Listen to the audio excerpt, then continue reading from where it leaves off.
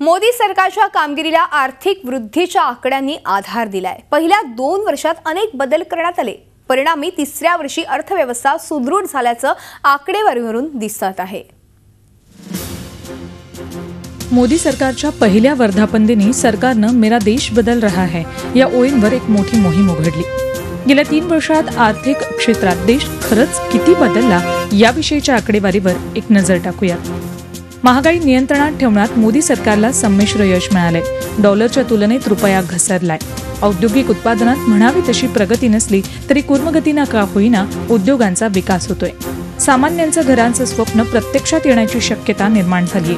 कारण गृहकर्जावरील व्याजाचे दर कमी झालेत। परकीय चलनाची गंगाजळी वाढलीय, पण पाहिजे तशी नाहीच।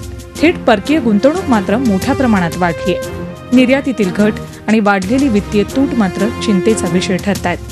बाजाराला मात्र मोदी सरकारच्या तृतीय वर्धापनदिनी उत्साहाचं जोरदार भरता आलंय।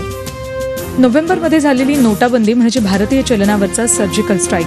नवीन चलनाच्या माध्यमातून भ्रष्टाचाराला आळा घालण्याचा प्रयत्न करण्यात आला। त्यामुळे आंतरराष्ट्रीय मुद्रा बाजारात रुपया मजबूत झालाय।